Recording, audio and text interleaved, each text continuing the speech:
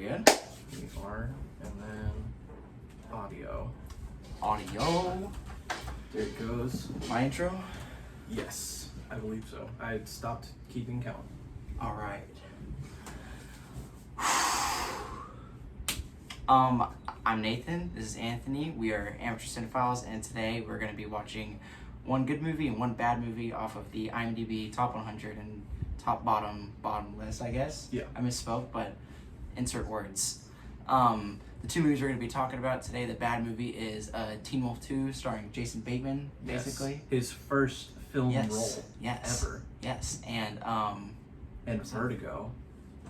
That's so loud. I just turned the... Yeah, turn the master mode. Fuck, are we gonna have to redo the intro? No. Alright, cool.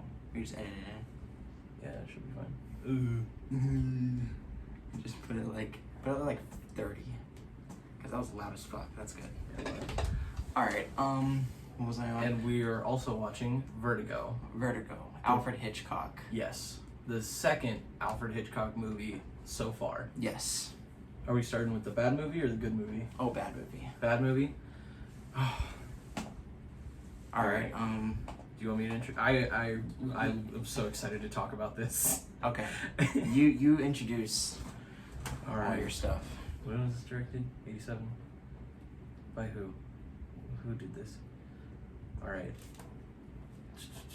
Directed in 1987 by Christopher Leitch, Teen Wolf 2 is the sequel to Teen Wolf starring Michael J. Fox. Yeah, I was about to say Michael Douglas. This film stars Jason Bateman in a very young version of himself, not the Jason Very Bateman young. that I'm used to. Yeah, not Ozark Jason Bateman. He's 18 in this compared to his 50-year-old self now. It is amazing. This film is nothing short of a cinematic masterpiece. This is the most 80s movie ever made, and I say that with full confidence. Fuck The Breakfast Club, fuck The Goonies, fuck every 80s movie you can think of. This movie has not one, but two montages. One of him boxing, and one of him studying and having sex. At the same time? He takes the break from studying to have sex, okay. then goes back to studying. I remember. And God, the montage is over "Send Me an Angel," which couldn't have been a better song choice. I'm so It's scared. so amazingly self-aware. And if it's not, then it's just ironically one of the best representations of 80s films ever. I say that with total confidence. This movie sits with like a 9 on Rotten Tomatoes, and let's see the IMDb score, because I think we had a score change actually. 3.4. 3.4. We have a score change. Oh yeah, I think so. I believe. Because everything else has been 3.3, 3.2. Yeah. Avengers was Or 3.3. 3.5. They were. Oh yeah, that's We're right. going I'm down. retarded. God, fuck, man. I knew it was like 0.1 or 2. Forgot which direction. Now, Jason Bateman. None of the acting in this is good. Yeah. But did we expect it to? This is about a college student that finds out he's a werewolf, and starts boxing because of it. Yeah. As opposed to its predecessor, in which a high school student finds out he's a werewolf and he plays basketball with it. Since werewolves play basketball. Since werewolves play basketball. But it makes sense for a werewolf to box. Like, it seems like a Street Fighter character. Yeah, honestly. And it's so genuinely, I had so much fun watching this. I had fun watching it too, solely because of Jason Bateman, nobody else. It is so funny. And and don't get me wrong, it's funny because of how bad it is. I feel like this is like really, since it's so early in Jason Bateman's career, like watching all of his movies now, I see where like the roots come from. Yes. And it's funny as fuck because of that. And if we're being completely honest, Jason Bateman has like this irresistible charm to him. Even if this movie fucking sucks, Jason Bateman still delivers an okay performance compared to everyone else. Yeah. It's just awful. Yeah. My favorite character in the whole movie is like the villain guy that wears sunglasses every single scene he's in. He even wears them like in his boxing helmet until he gets in the ring, and then someone else takes them off for him. That's like oh fuck, it's like Jack Nicholson or something. Yeah. Except like much worse. Do you have anything to say about this? Overall, the plot and like the creative thoughts of this movie seem pretty unoriginal because Yeah. it's basically a carbon copy. It is 100% just cliche after cliche after cliche. Yeah, it's a carbon copy of most 80s movies and the first Teen Wolf, Yeah. if I'm being honest. It 'cause is. The first Teen Wolf I used to watch all the time. Me too. And this was like, it was like a Teen Wolf you can buy at Costco. Teen Wolf 2 you is can buy Dollar it. General. No, you can buy it at like dirt cheap. Yeah. Yeah, Oh man. for like 50 cents, God, just I on the love side this next to movie. the register. I genuinely I plan on revisiting this one. I can't wait to watch it again. And You again. being happy about it makes me happy about it. Good. I don't like that. Because this movie actually like stunk, if we're being honest. It's terrible, and I mean that in the best way possible. This is the best of the worst movies that we have watched. Yeah, I strongly agree. I haven't had this much fun with any of the bad movies, and that's why I genuinely say I would come back and watch it. Yeah. And I have a high score for it. I hope you know. Oh my god. Like I said, we're gonna disagree this episode. We're gonna disagree. Okay. Score time, I guess. Or do we even get like writers? Why do we even need to mention the writers? Bro, writers are so important. Fuck Not you for this movie. No, writers are important for every movie. I don't care. Like struggling writers Wait, is what this movie's based Jeff on. Loeb. That name sounds familiar.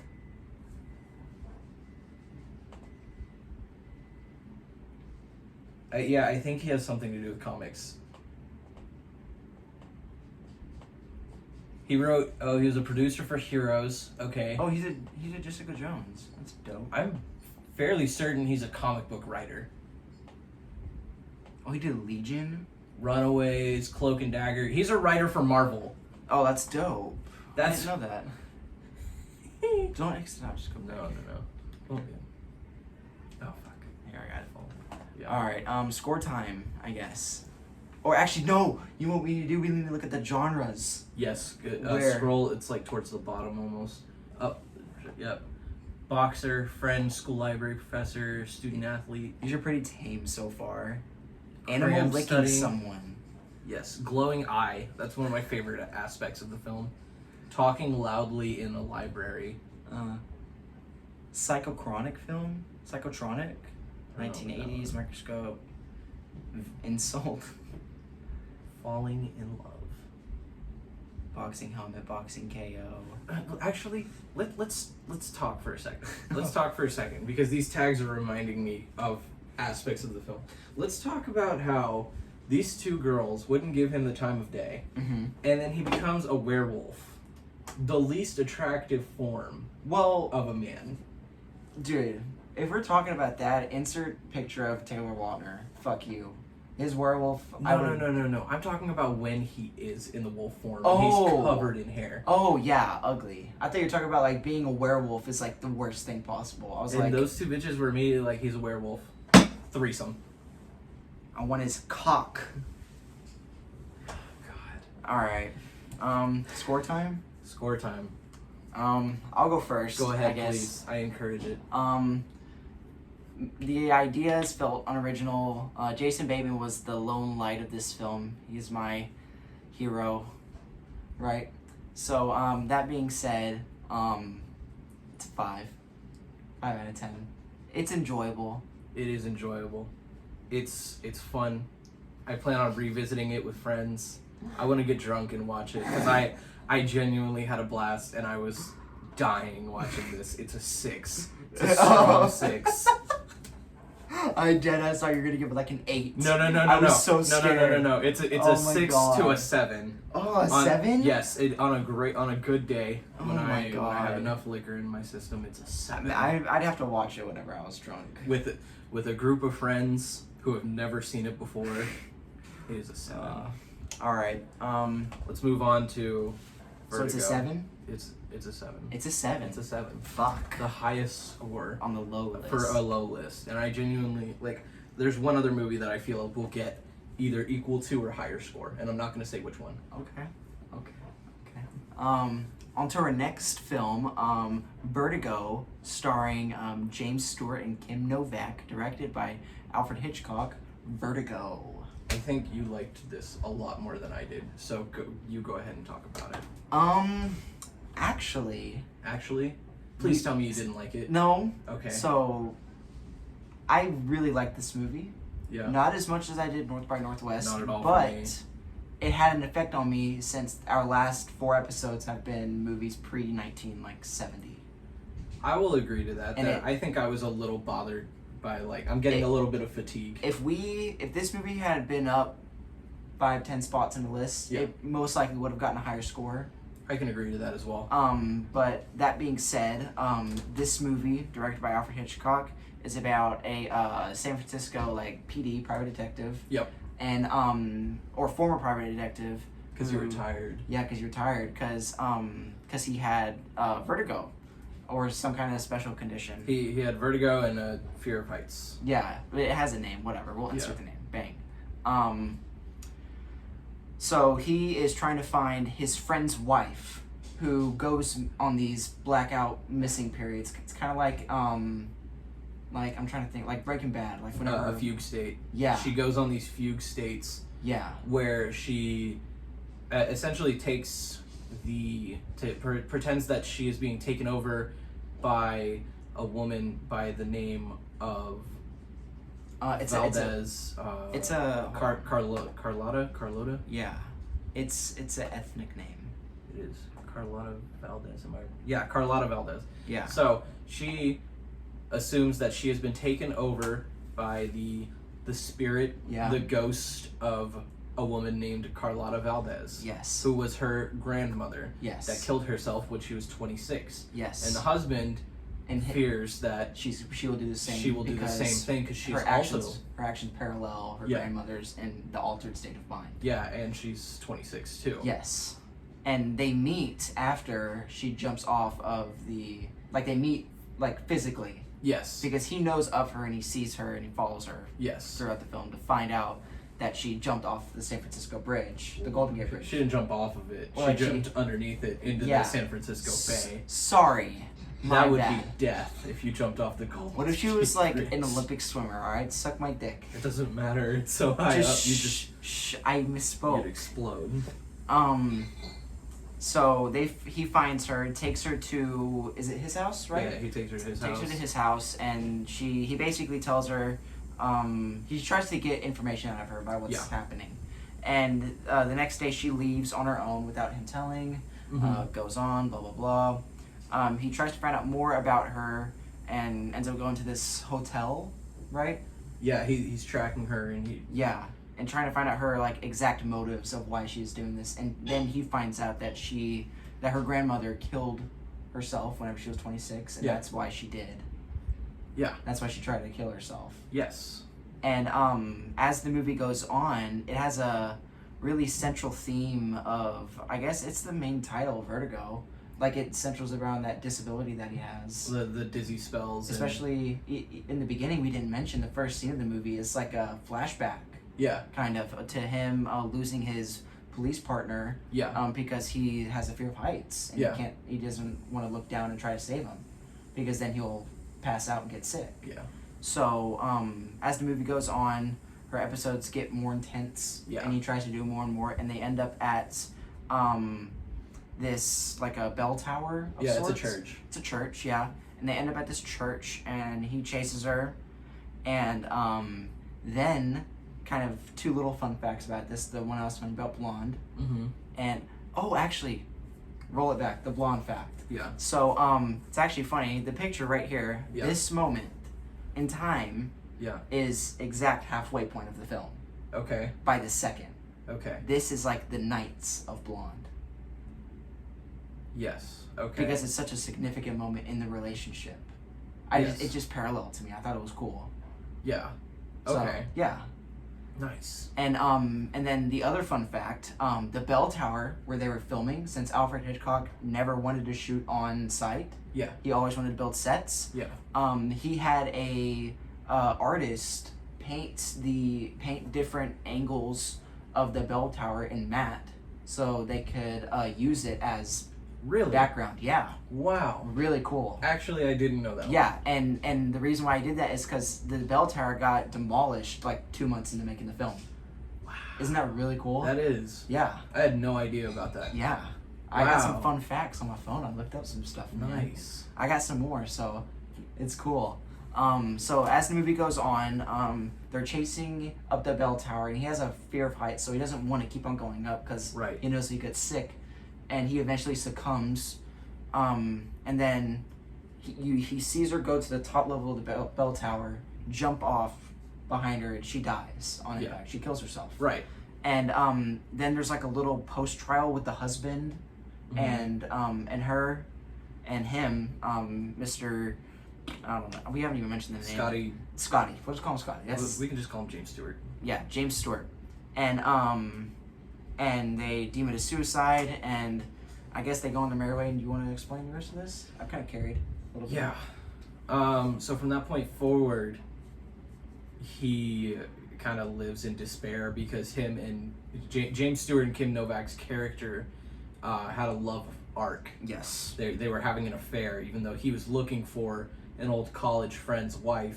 He ended up having an affair with her. Yes. The alter ego. Yes, him not being able to handle the fact that he couldn't save her puts him in this depressive episode.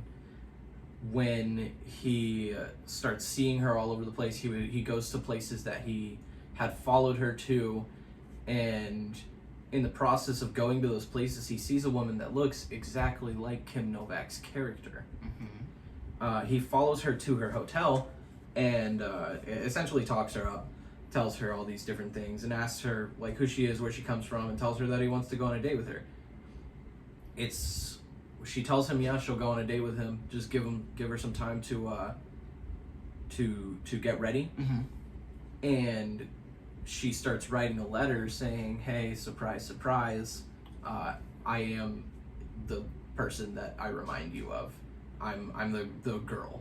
The plot twist of the movie is that there was two of them. The college friend's actual wife and her, who is the doppelganger. Yeah. He paid her so that he could use her as a double to fake her suicide. Yeah. When really he was murdering his wife to inherit her money. Yeah. So James Stewart kind of pretends to buy into the whole thing that she's not actually the woman, even though it's still Kim Novak. They're identical. It's like she just dyed her hair. Yeah. Yeah. And James Stewart slowly starts making her dress the way she used to and fixing her hair the way she used to, and then he takes her to the bell tower where she quote unquote killed herself. And there's this big confrontation where she tells him everything at the top of the bell tower. He overcomes his fear of heights in the process of it all, and they reconcile and everything is good and happy. And then a nun says, I think I hear voices, and comes upstairs, and she goes, no, and then throws herself out the bell tower and actually kills her. Yeah. And then James Stewart walks out and looks down, and he's like, well, shit, and then the credits roll. Yeah. So, I guess that's a pretty good, yeah. First impressions? It's I felt like it was a good movie. I really want to come back to it. I'll give it a lot of time, probably like a month or two, you know? But some more fun facts about the movie. Yeah. This created one of the, I guess, most inventive shots of all time this movie did, and it's the vertigo shot. Yeah. So it came about because Alfred Hitchcock was at a party. Yeah. And he fell and fainted backwards. Yeah. And the feeling and the scene that he experienced in his own life, he wanted to recreate that through the camera. Right. So the single shot in this movie that uses the vertigo technique, which is so famous for, lasted 19 seconds, and it cost $19,000 to create the camera, create the rig, and set it all up just for 19 seconds of film. Which one is it? The one where he's looking down the stairs, or the one where he's looking down the buildings? The stairs. Okay. Yes. Yes. That specific so I one did read about that because it's a miniature. It's not an actual set. But it costs that much money for that much amount of film, and he created like a really intense. It's very specific, and it became a Hitchcock. Staple. Staple. Yeah. Yeah, and I guess I forgot what the other one was, man. Oh, Okay, so the movie also, this was the first ever movie to use computer generated graphics. Yes, it is. During From the intro. Yes. Yes. The intro. I thought that was really cool. It is, and the intro is probably my favorite part of the movie. And if we're being the honest. scene where probably my favorite scene is whenever he it's like just a standstill of his face. Oh, and the then nightmare just- sequence? Yes, and it has like the fucking flowers and Yeah, it's like psychedelic. That and is shit. a great sequence as well. That was great. The intro and the nightmare sequence are the two scenes that I genuinely enjoyed the most. Yeah. Go ahead and say your piece on what you liked about it, because I don't have anything. I'm Nice to say basically about done. it. Oh, are you? It's a pretty solid movie, and Okay. I'd like to watch it again soon. Okay. That being said, I guess we might as well give our ratings. I kind of want to talk about it a little more because A I little kind more? of yeah. Okay. Don't hate me for this. I think this is the worst movie we've watched on the good list. Genuinely, because I think James Stewart and Kim Novak have no chemistry, and I Okay. think James Stewart is not a good actor in this, especially compared to Cary Grant Yeah. in North by Northwest. Yeah. I really think that what makes this one higher on the list, and in Hitchcock fans' minds, is that this is actually a part of 5 Hitchcock movies that were lost for a bit. I don't know if Yeah. you know about that. No idea. They're called the Hitchcock 5, I think the fans call them. Yeah. Essentially, Alfred Hitchcock picked 5 of his favorite movies that he had ever made, Uh-huh. and Alfred Hitchcock put them away and didn't let anyone get a hold of Yeah. them after their theatrical release, because they were left as inheritance to his daughter. Oh. Now, in the 80s, his daughter got these 5 movies. It was Vertigo, Rear Window, and 3 others whose names escape me, but I'll put them up on the screen. Yeah. And when they were re-released, Hitchcock fans kind of went nuts over them. Yeah. I also, don't get me wrong, this isn't a terrible movie by any stretch of the means, but I didn't like the pacing, and I didn't like how... I didn't like the pacing either. I It didn't like stretched it how out a little bit too convoluted the long. movie was at all. Yeah. Where I think North by Northwest did really good at juggling all of the different genres that it was kind of taking on, the comedic, the action, the romance, the suspense of it all. I think this movie kind of flopped in that it didn't want to be enough of a mystery, and it didn't want to be enough of a romance. And I also just absolutely hated the abrupt ending.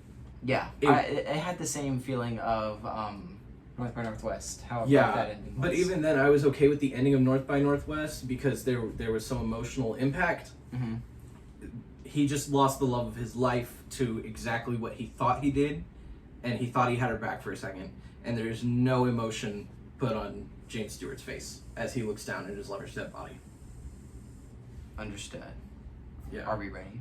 I'm ready for my score. You go. Okay. This is gonna be my first failed movie on the good list. I give it a 5. Oh, golly. I did not enjoy this film. Wow. I enjoyed the technicality of it. I Wow. like the colors, and I the like colors were really nice. I like the especially- lighting, the colors, and yeah. the sets. And then that's really all I had to say. I didn't like the story or the actors. I feel like you'd have to give it a second watch. Maybe I will. Maybe one day. But for me, it's a 7. It's pretty average. It was the most average good movie of our list because it's averagely good. Yeah. It's better than 90% of movies that are out. Yeah, it's definitely better than anything we've watched on the bad list. Yeah, for sure. But 7. Well, other yeah. than Teen Wolf 2. Yeah, Teen Wolf 2. I'm I excited. definitely enjoyed Teen Wolf 2 more than this. I'm not gonna lie. That's okay. I guess recommendations Movie recommendation time. of the week. Hold on, because I actually don't have my movie recommendation. I have mine. I watched it last night. Really? It was good. I haven't watched a good movie other than Teen Wolf 2 in a while. Like all week, I haven't watched a good We went to go see movie. Venom. Yeah, but I wouldn't recommend Venom. I'm not gonna lie. I mean, like, it's a new movie. You can recommend new movies. Yeah. Oh, I'll recommend Do the Right Thing. Cool. All right. For my recommendation, let me put my phone up.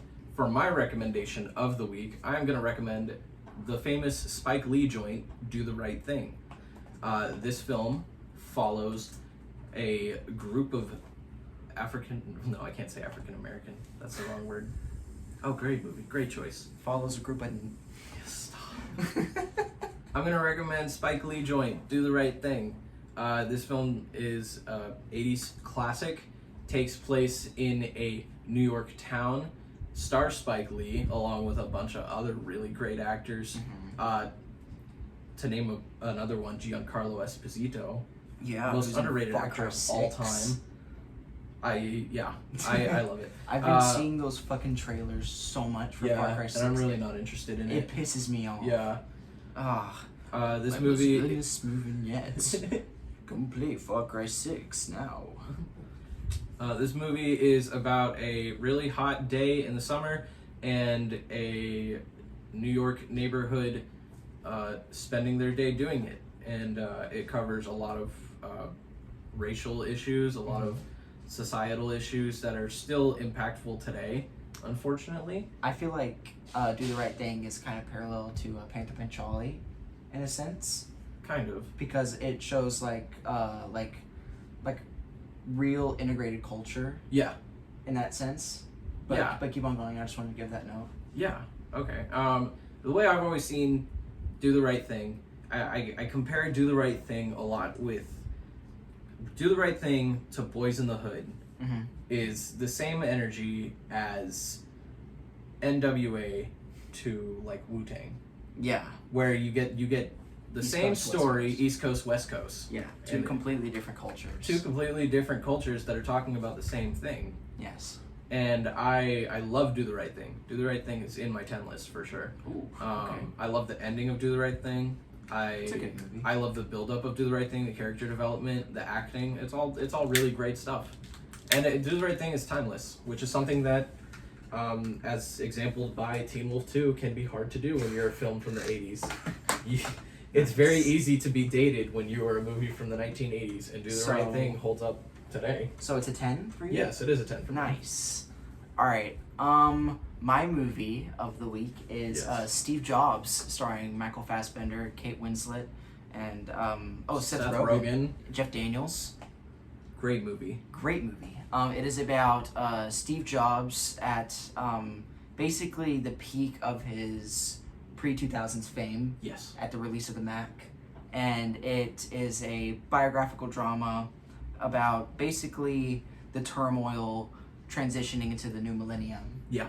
And how he falls and tries to create Next Technologies, isn't that what it's called? Yeah. I forgot what it was. Mhm. But it's about that and how Apple bought it and how he came back with the Mac. And it's a really insightful movie about one of my favorite humans of all time. Steve Jobs? Yes, love Steve Jobs. Only reason why I wore New Balances in high school was because of Really? Steve Jobs. And I had an Android. Nice. But Now, yeah. Did you know that this movie had got pulled out of theaters like way too early Yeah. because it flopped Yes. so bad? Yes. Which sucks because I remember wanting to see it in theaters, and then I remember was- reading that it was getting pulled from theaters because Yeah, it didn't this- perform well. This movie was really good. Yeah. I watched it last night. And so this movie's like an 8. Yeah. Really solid performances from all the actors in this movie, especially Michael Fassbender, who's like Yeah. good soup. And it's definitely better than the Ashton Kutcher one. Yeah, but it rings special in my heart. That was the first ever Blu-ray that I bought. So, Really? mhm, Nice. pretty cool. But 8 out of 10. I guess that's it. Yeah. We watched Vertigo and we watched Teen Wolf 2. Recommendations: Steve Jobs and Do the Right Thing. I'm Nathan. That's Anthony. We're Amateur Cinephiles, and we'll see you later. Bye.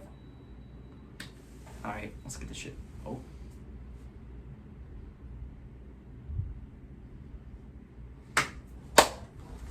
All right.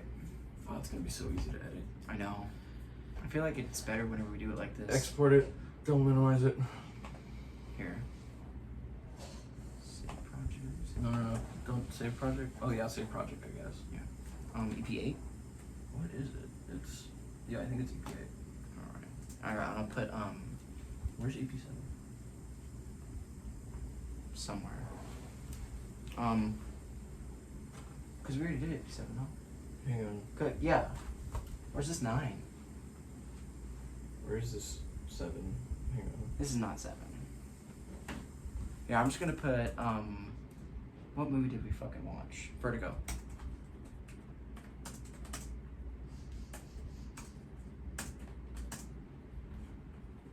All right. I saved it as Vertigo and Teen Wolf 2. Okay. So it's, you can just find it like that. And then, oh shit, we're still recording. Look at that, 30 minutes on the nose.